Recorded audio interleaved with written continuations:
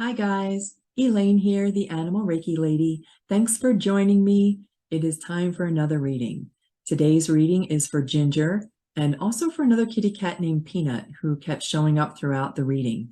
So I look forward to hearing from Ginger's mama to see if Ginger and Peanut are one and the same cat or if we just had two different cats jumping in today.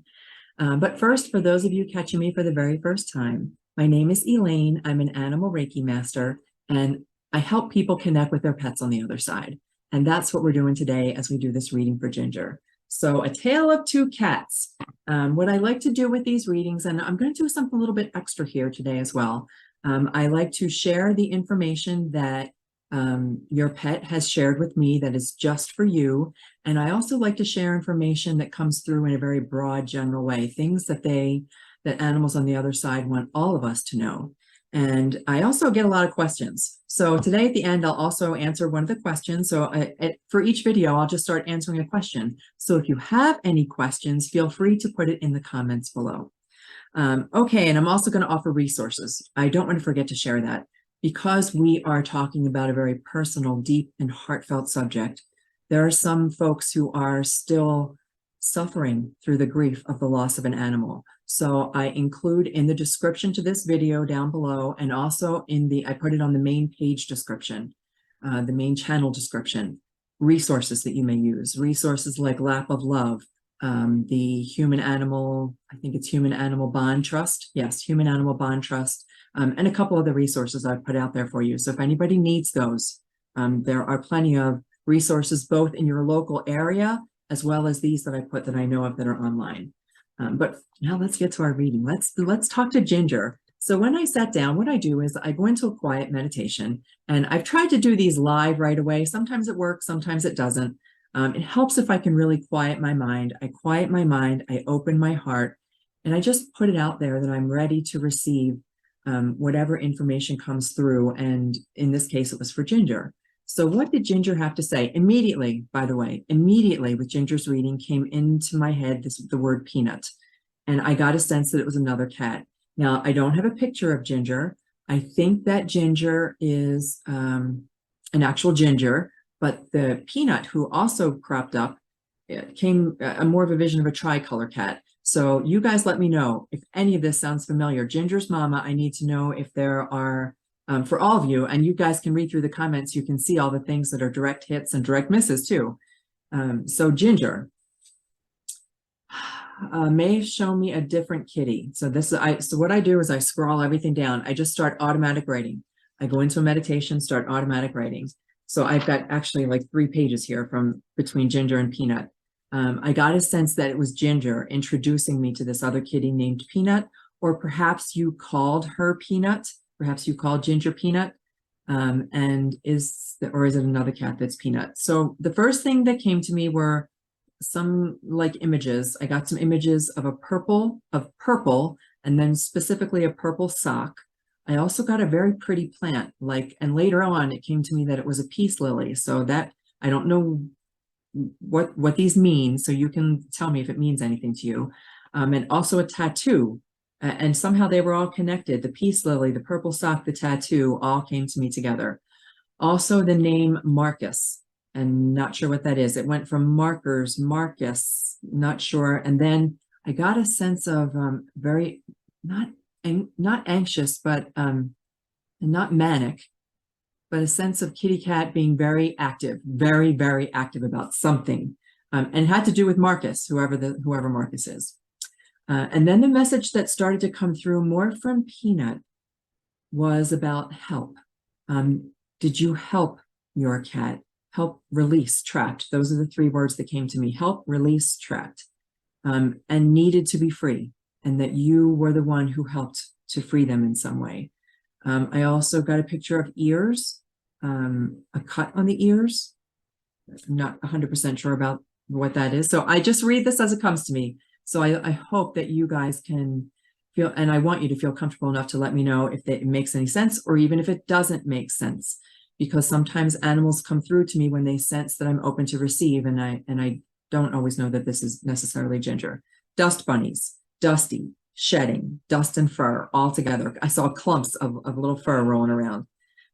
Shadows, trees, a hunter, that she loves to hunt.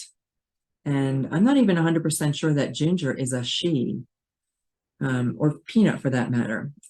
But they don't always give me the right gender, if that's odd enough. Free will, capable, self-sufficient. This is where the message started to blend in. There's more that comes just from Ginger and or Peanut, but this started to blend into the message about cats, all cats. The truth about cats is what they really wanted me to say. When I called this a tale of two cats, they want so much to share about the reality of what life is like as a cat and how free they feel and how free they need to feel. So the words I got were I wrote self-sufficient and got an immediate correction. Not self-sufficient, self-sustaining. That cats have the ability to care for themselves, and that we humans often take on worries that we don't need to. We don't need to worry. We don't need to interfere. That was another word that came through. So if they catch their little mice, or they go outside and run, or they climb a tree, not to worry too much about them. Now going back to Ginger, now all of a sudden I did start to write he. So I don't know if this is coming from Peanut. Since crossing, he's an amazing mouser. In heaven, he chases the mice. Also got a picture of a green bowl, a very dark green, like an evergreen color dish bowl of some kind, and a sense of a cabin.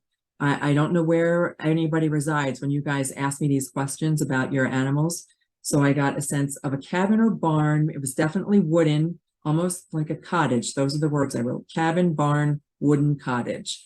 An old worn basket with an old worn blanket in it, that maybe kitty cat liked to sleep in. Heat. This was where it came in even more as a barn or cabin. That was there a sense of heat, like a fireplace, or in the barn, like one of those heat lamps, almost like that I got with Beardy the dragon. The bearded dragon, it was like a heat lamp, but it was not meant for a little bearded dragon. This is a heat lamp that was meant to keep an animal warm, like in a barn. Or what's coming through is a space heater that's coming through loud and clear right now. So those are the direct messages and images that I got from Ginger and or Peanut. And the most important one that came through specifically for you was that there was never any need to worry. That there was never any need to worry. That there was never any that everything was always okay. That they were a very free-willed kitty, but very capable, and they want you to know that everything was fine. Everything was always fine. And it melds into this message of freedom that I'm getting. What cats want you to know about who they really are. And then I really started to scrawl some, hold on, because something else came through to me as I was writing this, and I went back and wrote it. Don't know what this means. Don't know if this has any relevance whatsoever, but skinny mirror. And there was something about self-talk, and would you talk to yourself in the mirror while kitty cat was watching? That was a very clear visual that I got, and I don't know why they called it skinny mirror, but a lot of self-talk, talking to yourself at a mirror while they watched. Okay, so what else came through? I started to write all kinds of things. It started coming really fast. So I'll see if I can read my writing. Hang on, let's put some glasses on, that may help. Okay, the message was about freedom. That cats, more than any other animal, demand autonomy and demand choice. Cats, more than any other animal, demand. That was the word that came through loud and clear. They don't just require, they demand it. They need to be free. Even when they reside in your home, they need a degree of freedom. And there's a word we use now for animals. Animal, not autonomy. It'll come to me as I talk more. Autonomy and choice. When they cross, this is the message, this is a message for everybody, whether you are Ginger or Peanut's human or any human. When cats cross, it is very private. They are incredibly private individuals. And when it is time for them to go, they will often, what does this say, girl? When they are ready, they just go. Oh, they will often hide, and they will often run away to a private place. But right in the middle of all that, when they said that their crossing is very private, there was kind of like a scoffing about dogs, like just the opposite of dogs. Dogs who want us to hold them as they cross. Dogs who want us to comfort them and be right with them, no matter how painful it is. Dogs want us to hold them in our arms as they are crossing.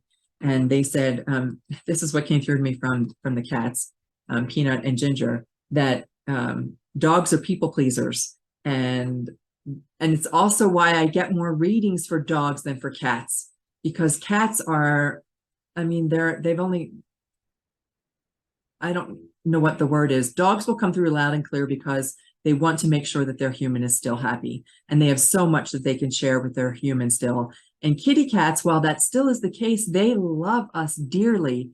Kitty cats absolutely love us. It's a whole different relationship than with a dog. So let me just continue reading what they had to say about their crossing. This is really important about their crossing. When cats are ready, they will sometimes just go. And Kitty gave me the okay to share this with you guys. Kitty was a family cat who fell off the back of a sofa. And when Human went around to check on Kitty after falling, Kitty had crossed. And I knew right away, Kitty was gone. Kitty left while laying on the back of the sofa, and it was just Kitty's little body that that fell. So when they are ready to go, they're ready. They don't often ask for permission. They often will not give us a clue, don't let us know in any way. They just go. They will also hide, and they will also run away. And they don't do that to hurt us. That has come through before. They don't do this to hurt us. They do it because it's who they are. It's who they are. Cats are so individual and private. Then there's something else they said. When they run away, or it's not that they run away, they go to a private place, a secret place. This is the first time this has ever come through. Cats will go to a private place. They leave to go to a secret place that they planned in advance. There's always some place where they will go quietly, that they know where they're going. So if they leave your home, or if they go to hide someplace in the home, they've picked that place well in advance. They know exactly where they're going. They know exactly why they're going there, and they will, and then they cross on their own terms. I think those of you who are cat folks, those of you who've got cats, you know all about what it means for a cat to live their life on their terms. And it's how they transition as well, on their own terms. Okay, so that is everything I got, I think. Let me just go back and check all my notes, but then I'm going to answer a question. Yeah, the last thing that came through, well, they told me, they're the ones who told me to call this A Tale of Two Cats, and about the skinny mirror. So I can't wait to hear from Ginger's mama, who this reading was originally for, to see if we came close. And if I didn't, I will reach out again to Ginger and respectfully request that Ginger and I get a different kind of connection. All right, so answering the question. So viewer question, did this gift, and thank you for calling it a gift, even though I know that all of us have the capacity to do this, and I teach it. I absolutely know that one of the reasons cats come, and dogs, and all of our animals come through for us, is because they want to connect with us. They want you to know that all is well, and they want you to know that you can let go of your own fear about death. But anyway, the question, did this gift help it hurt less when my own pets pass? And the answer to that is 100% yes. Lucy was the first one to cross in August of 2020, and followed only a week later by Winston. That was not easy by any stretch of the imagination.